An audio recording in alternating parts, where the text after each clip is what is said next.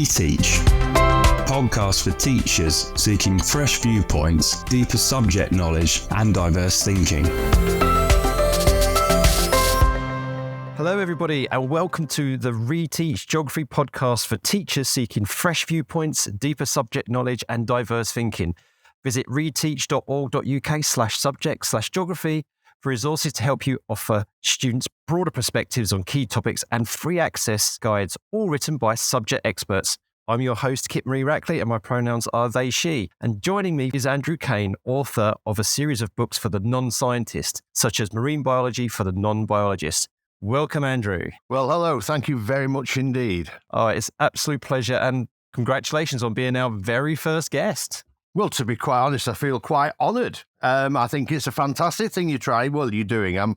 I couldn't believe I was the first guest, but nice one. Well, you're here on merit, you're here on credit because, folks, you'll be hearing from authors and resource writers and creatives who have made a short list of recommended resources that you can be using in your classroom and using with your students. And Andrew, you are one of those that comes highly recommended from my geography colleagues. So you have earned your place. You have earned your place. Well, very, very glad to hear, really. I feel quite humble would be the word. Okay, well, tell us a little bit about yourself, Andrew, what your background is and how you came to writing. Right, okay.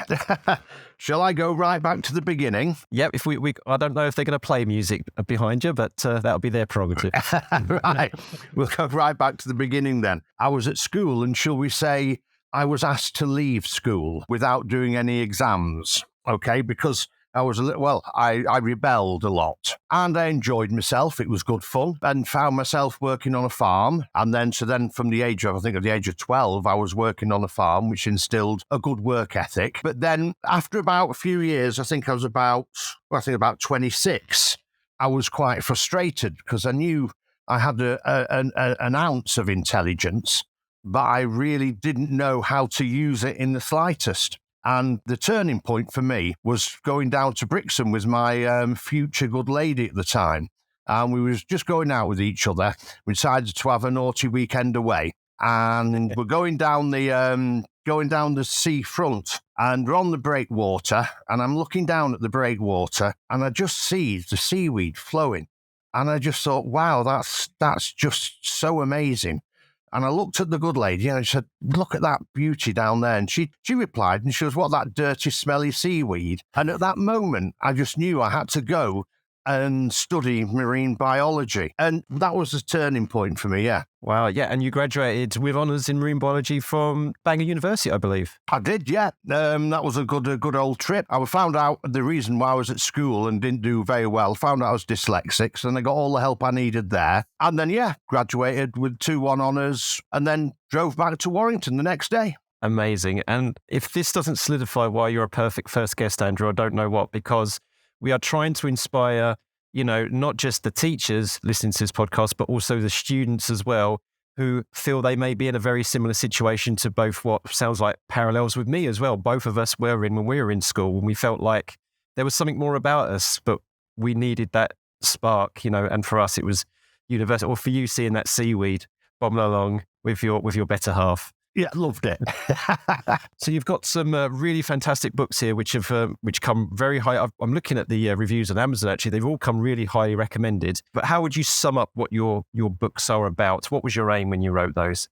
Do you mind if I go back a bit and tell you how I wrote them? Most certainly. Because I always find it quite strange, really, how it came about. Actually, I'd finished university. I wasn't in a position where I could go out and do my dream because the good lady just put me through 4 years of studying, while she was at home working. So that means every weekend I drove back to Warrington to reignite our love. And I would then drive back to university and come back again. But then I didn't have a job. And so I ended back up on the farm. So I was back on the farm again. And the farm was funny, really. It was a wonderful place. But it had an hour-long dinner hour, which was really long for when you're on your own. So basically, I'd eat my sandwiches for a quarter of an hour, and then I'd just start to write on a piece of paper and a pencil. And I just started writing. Then it started just developing. And before long, I'd wrote the thing. And then it was just life progresses. And it was put in a folder. and completely forgot about. And then I'd become a teacher, and I had was just plodding on doing what I was doing. But then I had a car accident, and so I was in bed, off on the sick for a week, and I'm just playing on the computer, and a Kindle come along, publish your own book on Kindle. I thought, well, I'll have a go at this. Why not? Nothing can go wrong. Well, nothing can be harmed, I mean. And so then it took me about a few days to get it all ready and everything. Put it on Kindle, not thinking anything of it. And people started to like it. But the big thing really happened was when Amazon started doing paperbacks. And so then when the Kindle went to the paperback, that's when it came about and started doing very well. And your most popular one is your Marine Biology for the Non-Biologist. It's the second edition, Marine Life Book 4. It's got 353 reviews and with an average of 4.5 stars. So you are absolutely spot on when you say it seems to be very well liked. Well, I'm well chuffed with it, to be honest. I think it brings a really technical subject, and it has to be technical. It has to be a technical subject for the science that's involved. It has to be. But the way I've done it, I'm just gifted. I can just take that science out and just be that bright-eyed boy again, looking in that seaweed and able to understand it. And that's what I wanted to do. I wanted to get that subject so that person who's got no scientific training can understand it to a certain degree and enjoy the life that's around the world in the oceans. That's lovely. You're speaking right to this geographer's heart and everybody listening. I just want to read the summary from geography teacher Catherine Owen and her son Jack Owen, actually. They're the ones who shortlisted your Marine Biology for Non-Biologists book on the Reteach website. And this is what they say. They say, perfect for anyone aged 12 or above, interested in marine organisms. Caine writes about marine life in an easily digestible way, covering everything from the breeding grounds of organisms to the predatory-prey interactions among marine ecosystems. Understanding how different species interact, whether symbiotic or parasitic, is key to improving our knowledge of each different habitat's ecosystem. The book is also beneficial in tackling misunderstandings about what may be harmful in the ocean and confirming where the danger lies, so readers can safely explore these habitats themselves. This book is perfect for any reader who wants to dip into the world of marine ecology, and Caine's second book, Marine Ecology for Non-Ecologists, pairs nicely with this one and expands upon the ideas here. So, I mean, I know Catherine very, very well. She's a good friend of mine as well as a fantastic geography teacher. And I have to say that is a ringing endorsement from a teacher's point of view. She must have been drunk. Catherine can answer for herself. She's probably listening better. No, that was really humbling. I don't want to say it myself. No, that was really humbling. That's really nice of her. That's really nice of her to say things like that. So I guess then, if we say to her to walk into a school, it could even be your school, Catherine's school, my ex school, whatever, and you notice that you have either this book or one of your 4 books on the shelf in the staff library or the student library or both. What do you think it is about your book that might be compelling to teachers or students? It's fun. It's humorous in part, so it's not serious all the time. I think there's too many, I'm not criticizing it in any way, shape or form, but there's the more humor you can get into the classroom, the better it's going to be. Totally agree. And it's too stale. And so, there's lots of humor in that book. The kids will smile. And as soon as you see a smile, you've got them. And then they can start to learn better, for want of a better word. Yeah. So is there any particular part in your books where you were like, you had to chuckle yourself? You're like, I can't believe I wrote that. That's pretty cool. Or like anything that you think would get a laugh out loud, a lol, as the kids would say. A lol. Nowadays. Yeah. In these books. One line is, I think it was talking about an urchin that lived in the sand. I was talking about something else that lived in the sand. That was it. I can't remember what it was now, but then I said, and this urchin would plough past and destroy its house as it burrowed through the sand. And then I just added, and if you think you've got trouble with your neighbours, just think about that poor little sod. I know you said it wasn't an urchin, but now I'm just... I just instinctively looked down the cul-de-sac to see if there's a giant urchin.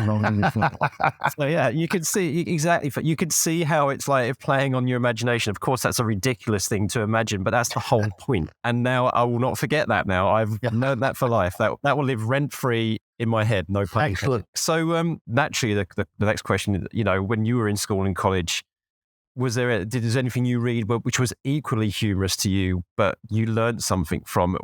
Or was there any particular book at all that really captured your imagination? There's one book that really got me, and I must admit I find reading very hard. It puts me to sleep no matter what it is. So it takes a long time for me to actually read something.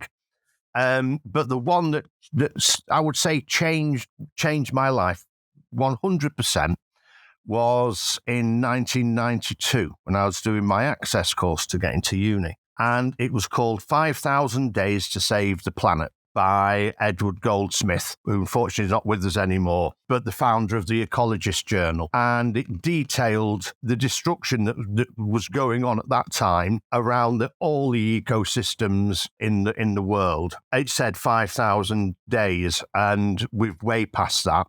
Way past it. And because I read that in 1992, it's just, we all know it's just not getting any easier. It's just getting worse and worse and worse, no matter what anybody says. That was the one that got me. That's the one that sort of like said, right, and I want to do something rather than not do something. Yeah, I'm just looking that up now. Yeah, so it was published in 1990.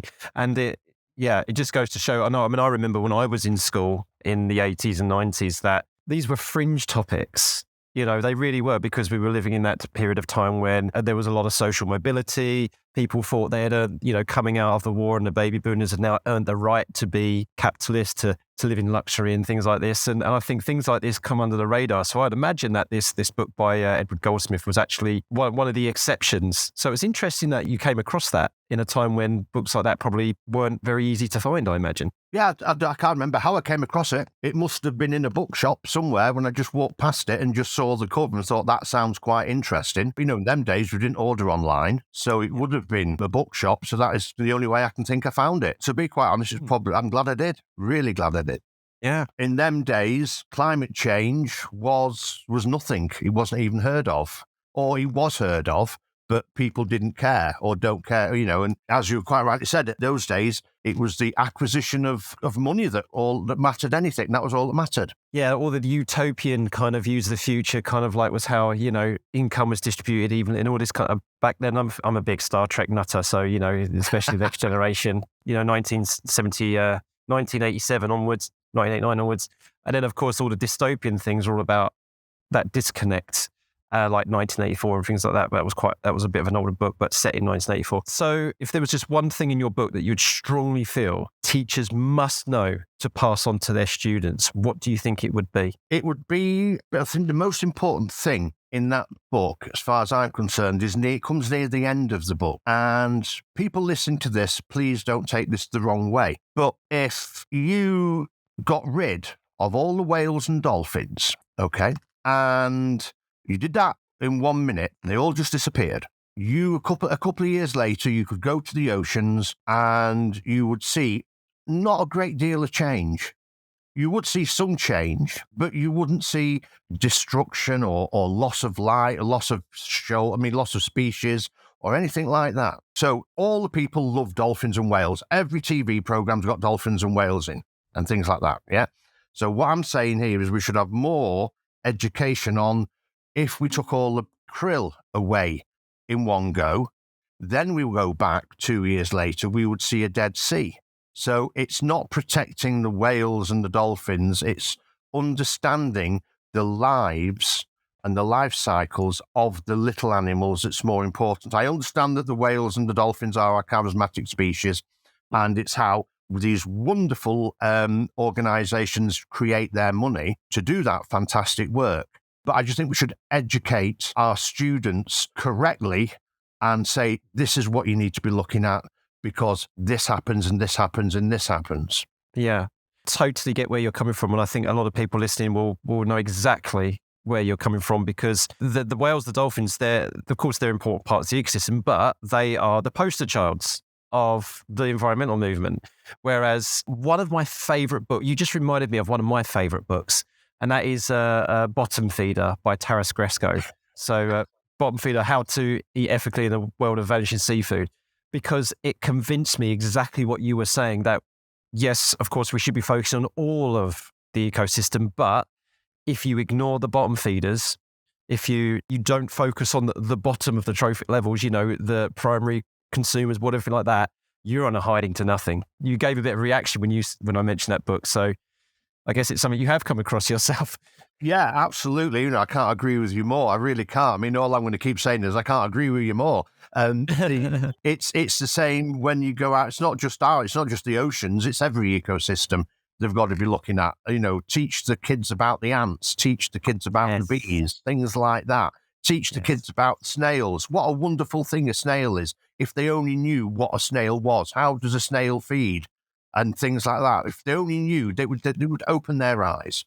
Yeah. I always ask the kids, I say, how would you always get them to stand on one foot?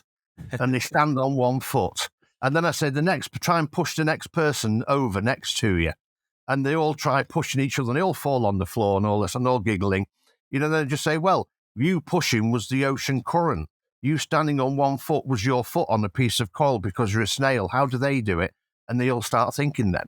How do they not drop off? How does a snail move? What a fantastic way to engage critical thinking. I love it. And it plays on their compulsion to want to push each other over. Absolutely, yeah. No more. You got to have fun. 100%. Yeah, I'll have to save stories another day for off air, maybe, of the kind of antics I got up in the classroom. One thing that you told us ahead of time, which is really fantastically interesting, is that you had some working out in Indonesia. And I really want to talk about it a little bit more. So you've run an aquarium of sorts and you've worked in Indonesia. Tell us a little bit about both those things and maybe how you've brought those experiences into your writing and your teaching. Well, as I say, I was stuck in Warrington, in landlocked, but I still had this love of life, love of marine life. And so I decided, to use my knowledge and so I opened up a marine aquarium shop. And it turned out to be one of the worst things I ever did, really, because the best thing was for me to get out of it in the end, because I was faced with people coming into the shop wanting to purchase livestock. And I was saying, no, you've not got the right system. You can't have it. You need to spend money on, say, a piece of equipment before we can put livestock in, because then the livestock's going to live. But then they would just walk out and they would go to another shop and buy that livestock. So it really upset me. And it was sort of like it got to the point where I was glad to get out of it when I got out of it. But during that period, I was writing for magazines and advocating how to look after these animals and how to get, the longevity, from them. Then eventually I was picked up and somebody said, there's coral conservation in Indonesia. Would you like to go out there and teach the local population how to actually cultivate corals? Because you can't. I mean, I used to grow corals all the time in the aquarium, really not a problem. So then, okay, I'll go out and do that. And so then it's a little bit different because we're going out to the Coral Triangle and going to it took 5 days to get there. So it's a really, really remote area. So my brief was, if you forget an elastic band, you won't be able to have one. So we had to get everything right down to the last thing. And then when I got there, I realized my plans wouldn't work in there because the currents were way too fast. And then we just had to redevise absolutely everything that I'd thought of and just pray and hope that this would work. I was going through Jakarta airport and I had a big cool box full of cement additive because we were going to use cement to put the to attach the corals to and to weigh them down. But cement's got a really high pH. So if I could mix this additive with the cement, we get the cement down to 8.2, pH of 8.2. Perfect for the sea. Only trouble is it's white powder. So they opened it, they cut it open with a knife, and then I was on the floor with machine guns pointing at me whilst they tested it. And of course, when they found out it was fine, I was allowed to go off. But that was a squeaky bottom time, would we say? So then I was in this remote island, beautiful island called Hoga. Beautiful, really small island. And there was a marine research centre there. And so then basically we divided. The biggest problem was getting something to stay on the bottom, but then be able to come off the bottom and just be able to break off from the cement and be transported out into the reef. And so I've devised a way of doing that. And so after a couple of days, we realised we've cracked it. And then it was another few days making all the cement blocks and getting all the pillars right to set the corals on. Then we went out collecting. And the beauty of this was because we could collect from the reef and stick these fragments. It's just like taking a cutting from a rose bush or anything. You just cut a piece off, attach it, and put it back in the sea, put it back in its natural environment. It worked, and it was fantastic. I left, and then they just started doing it themselves, I presume. It was great, good fun. But I really enjoyed that. What an experience from top to bottom. It was really good. I must admit, I wasn't expecting the airport side of it, but it's just it really does, folks. This is just fantastic because listening to you, Andrew, it's like I can tell now how you've approached writing your books. You know, with this humour you were talking about. So it's amazing how.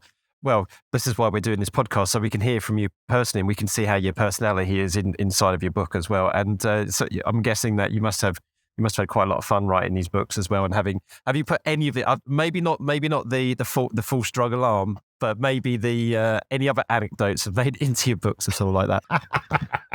I don't know. Really, there's quite a lot. Yeah, I have fun wherever I go. I'll give you that.